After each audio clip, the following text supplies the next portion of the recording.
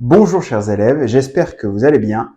Et aujourd'hui, on répond à la question de Nathan et Léon. Est-ce que 0,9999 avec une infinité de 9 après la virgule est égal à 1? C'est parti.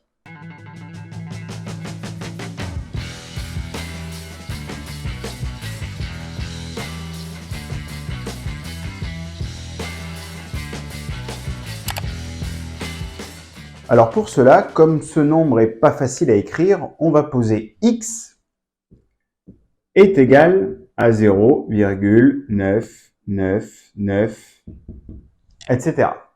L'astuce consiste à calculer 10x. Effectivement, lorsqu'on multiplie ce nombre par 10, ça revient à décaler la virgule d'un rang et on obtient 9,99 avec des 9 indéfiniment. Oui, mais ce nombre-là, on peut l'écrire 10x égale 9 plus le nombre que l'on cherche, c'est-à-dire le nombre du départ. Donc 10x est égal à 9 plus x. On se retrouve alors avec une équation que vous savez résoudre en quatrième. On enlève x aux deux membres de l'équation, ce qui nous donne pour le membre de gauche 9x égale 9. Et donc de manière évidente, x est égal à 1. Bravo Léon, bravo Nathan, vous aviez raison, ce nombre-là est bien égal à 1.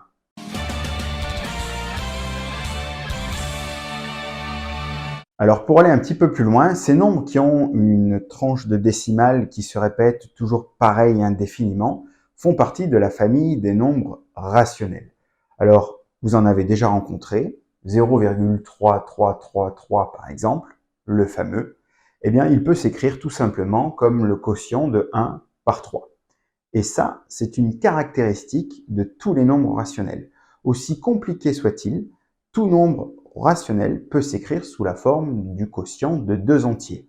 Par exemple, ici, nous en avons un très compliqué puisque la tranche de chiffres qui est répétée indéfiniment est 8, 5, 7, 1, 4, 2. Il s'écrit très simplement sous la forme 6 sur 7.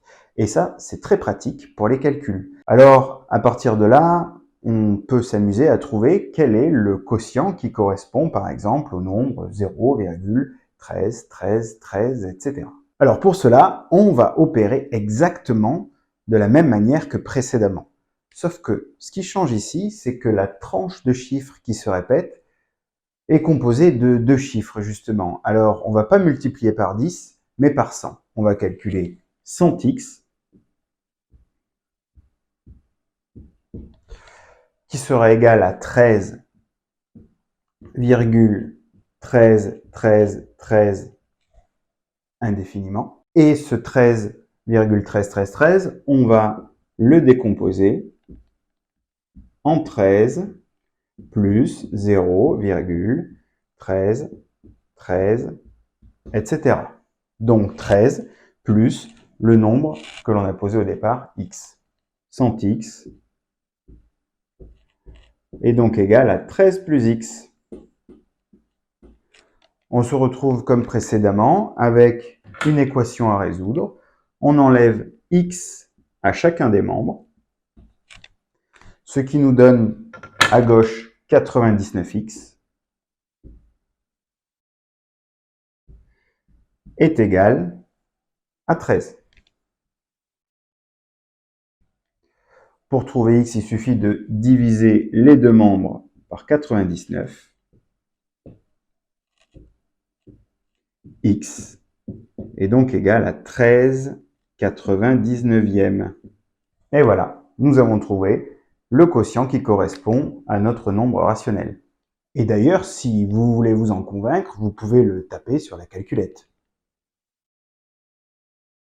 Voilà, j'espère que cette vidéo vous a plu et comme petit exercice d'entraînement, je vous demande de trouver le quotient qui est égal à 0,2024, 2024, 2024, 2024, 2024, 2024, 2024, 2024, 2024, 2024, 2024.